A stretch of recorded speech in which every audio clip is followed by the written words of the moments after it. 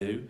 And yes, there's a lot of people, but I also went out and said, right, I'll speak to sort of 30 senior people in agencies, and then ask them this question: what are the top 10 big issues facing your agency and your teams? And to a certain extent, obviously, it depends who you ask, you know, because as I just said, agencies have a lot of different people in them now, and they have a lot of different issues. It depends which department you're coming from, and to a certain extent I've had to blend this all together and take the top 10 things that kind of come out. But there's an awful lot of other stuff. I've got the raw data, so I can give you that as well if you like. It's probably worth saying at this point as well that everybody in the room can have a free login to our product, so you can try it. So I spoke to these sort of 6 areas, and they are quite different. Digital is, you know, what does that really mean anymore? You know, it's a huge area. Planning, investment, press, you know, they're all very different areas. We asked them to email us their responses, and I just put the email into wordle.net, which is just a word cloud thing. So, you know, I just took the raw answers and just slammed it into there, and you can see there aren't really any surprises. Programmatic is a big one. Digital is a big one. Press is in there. I think you can see press in there somewhere. You might be able to see it on the next one. Clients, you know, this is what agencies get out of bed in the morning thinking about clients, you know. So I took digital, clients and media out. I filtered on that, and then just ran it again, and you can see that print come through. The future is there, but data and programmatic are the 2 big things that people talk to us about a lot of the time. Viewability is in there, but to a certain extent they're subsets, you know, of programmatic and data. So we may as well start with the big one, which is programmatic. And, you know, as I say, you know, what I'm here to do is really just give you kind of an insight into what people are saying. So here are a couple of agency people essentially saying, you know, programmatic is one of the big challenges. From an agency perspective, there are lots of challenges with programmatic, but one of the big ones is there are people who really understand programmatic. A friend of ours runs, or is quite senior in Xaxis. We talked about him last night, Henry Stokes, in Singapore, and he really understands programmatic. But if you get down to a press team in an agency, they don't necessarily understand programmatic, and some of the management teams don't really understand it either. So you've got, everybody knows that it's happening and that it's all developing, but there's lots of areas that don't really know much about it. But they're very kind of excited about it. One of the things that now it's an accepted reality that programmatic is with us, and it's a new way of doing things. You know, sometimes I talk about things as channels, you know, like programmatic is a channel, but in reality it's not a channel, it's a way of doing things. You know, digital will sometimes, you know, still be referred to as a channel in an agency. TV, press, radio, outdoor, digital, which is you know, crazy, because it's more of a transmission method. So in the old days we would say paper is a better analogy to use. If you introduce paper into the marketing mix, you can fold it up and call it a newspaper. You can put it on a wall and call it a poster.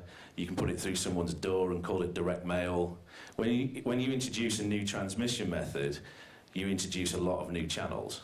And so that's what's happened with digital. So you get search and mobile and et cetera, et cetera. But programmatic, for a lot of the agencies, is a new way of doing things. And that's why, you know, Grace was saying earlier that it's coming, that programmatic doesn't just exist in the digital space, but it starts to happen in other channels as well. And in the US and in the UK, radio and outdoor are other areas where programmatic is starting to take hold. There are big issues for agencies around client suspicions of programmatic. Again, Grace kind of highlighted some of those issues earlier on, but things are changing. You know, convergence is something that's happening to everybody. When I first started working in London, all of my friends seemed to have a different job. Some worked in marketing, some worked in press, some worked in publishing. We've all got the same job now, which is a bit weird. We all go to the pub and talk about the same things because technology underpins every industry. So we're all starting to talk about the same sort of stuff. What's happening in agencies is agencies are becoming media owners and media owners are becoming agencies, and it's causing a lot of complications. But it's a natural thing to happen, and clients aren't necessarily keeping pace with that, so they're a little bit suspicious. Why are you doing arbitrage? You know, but isn't that something that a media owner does? Isn't that something that a network does? But why are you doing it? These questions are starting to appear. But knowledge levels are a problem. Clients that, you know, sort of, this is Tim Lawrence's digital planner saying, client challenges, you know, why should they use a data management platform? Why programmatic? What's attribution? We talked about in the break a little bit that some of the technologies have been around for 20 plus years, and yet still people don't really know how they work. You know, ad serving, we still teach people how ad servers work 20 years after they were introduced. Tagging, attribution modeling, all of these things are a problem because clients don't necessarily understand them. So, and the guys down at Maxis are saying, look, we really understand programmatic, but there are teams within our agencies that haven't got the first clue what programmatic is. So it's a problem.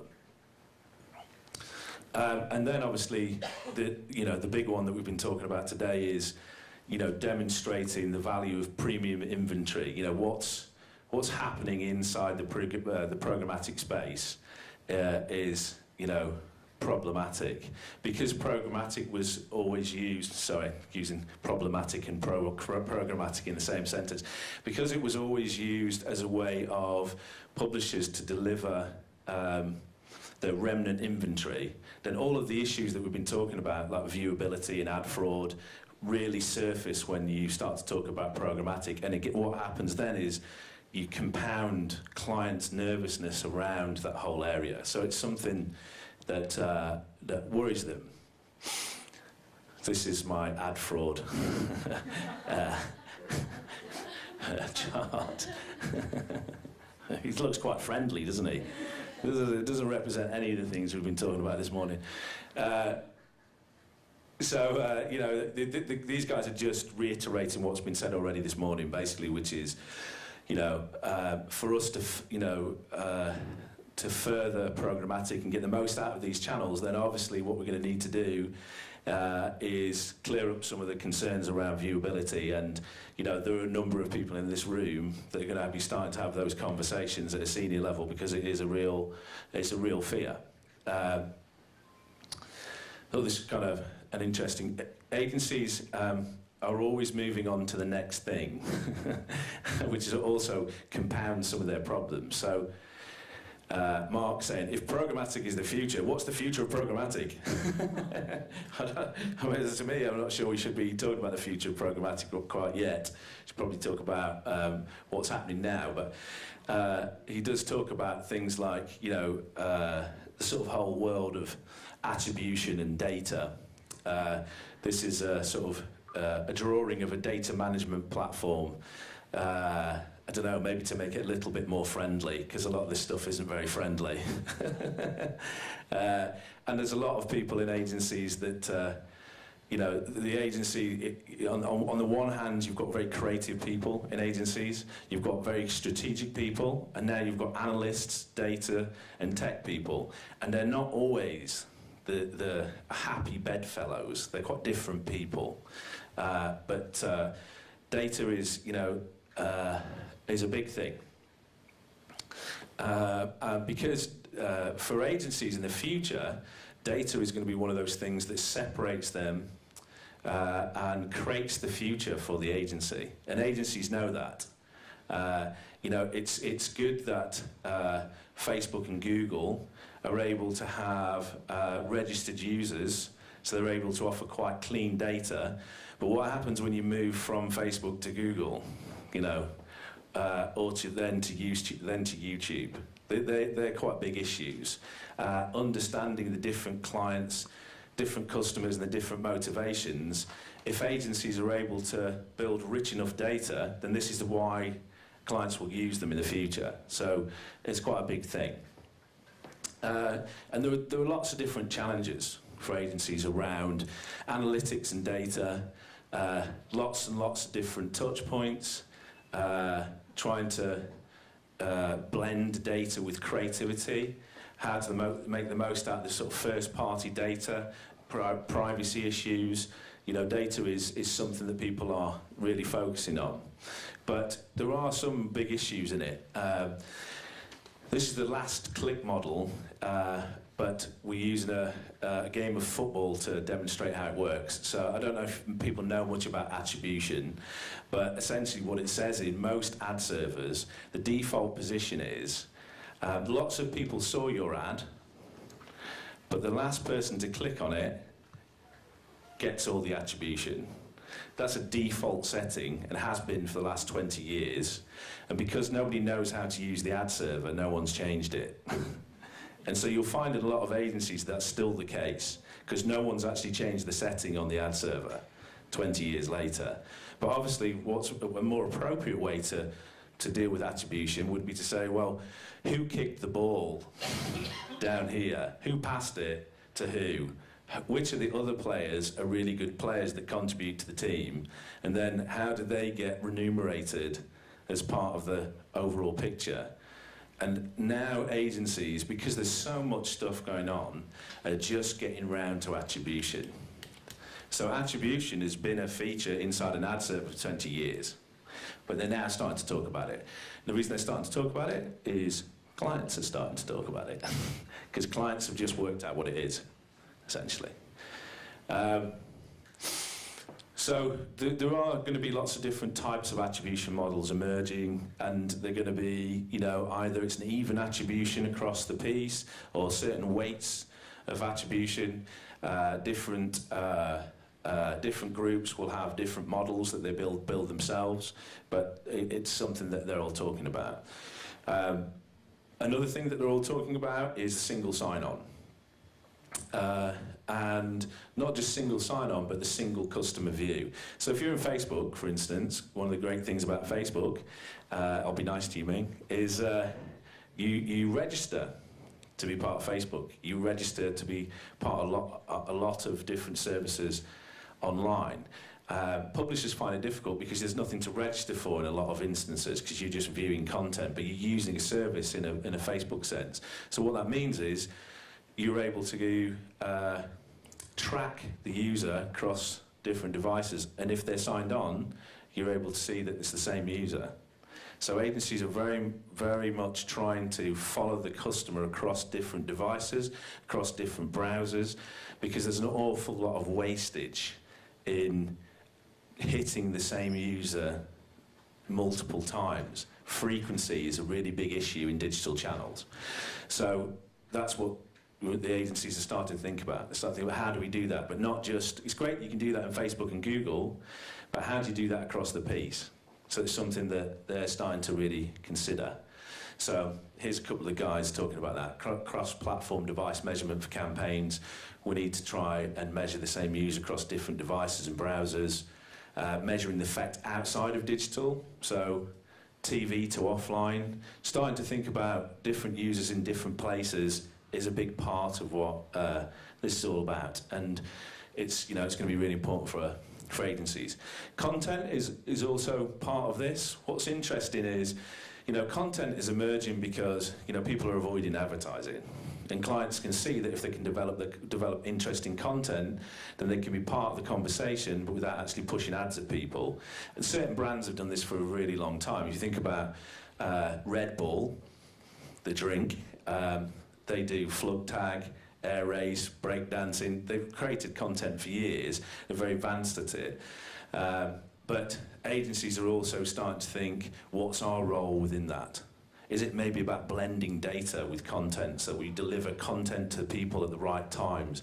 Should we deliver an ad or should we deliver a piece of content? So that's, content is a big thing. But also, should we be investing in creating content? Some of the agencies were saying to me, some of the COOs were saying to me, we're thinking about buying content businesses. So another service that they're thinking about getting into because content is going to be so important. Obviously, mobile is massively important, and we all we all know that.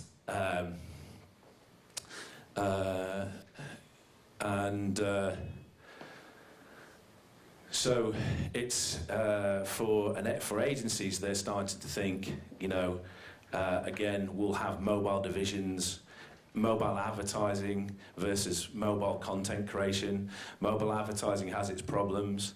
One of the reasons that we're now starting to talk about ad blocking is because it's become an issue because of mobile.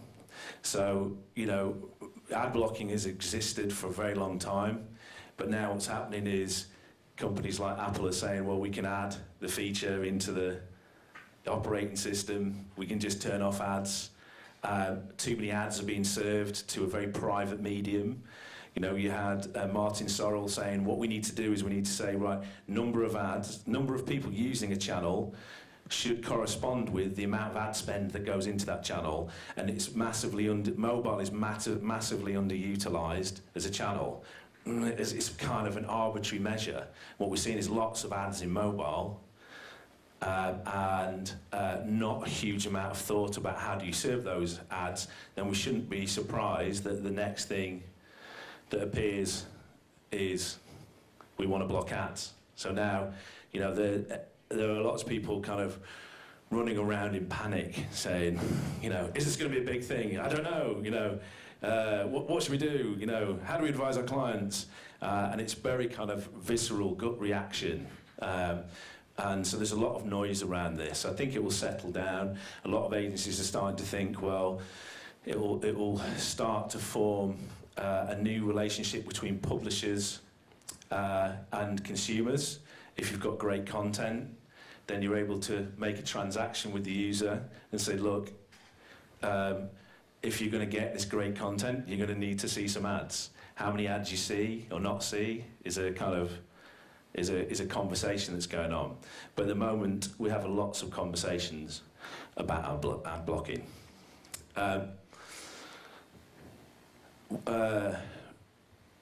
Within all this is kind of a very human thing. At number 9, keeping pace with change is a big thing. So you can see Dan Clay's CEO of OMD UK. The pace of change versus understanding complexity on the client side is near the top of my list. Paul Knight, who's COO of Manning Gottlieb, pace of change, trying to keep up in this massively evolving world we live in. There's a lot going on all the time in an agency, and there's multiple services. Every day there's a new change. Every time you go into a meeting, there's a new buzzword. It's something that really is a real feature of agencies. And here's somebody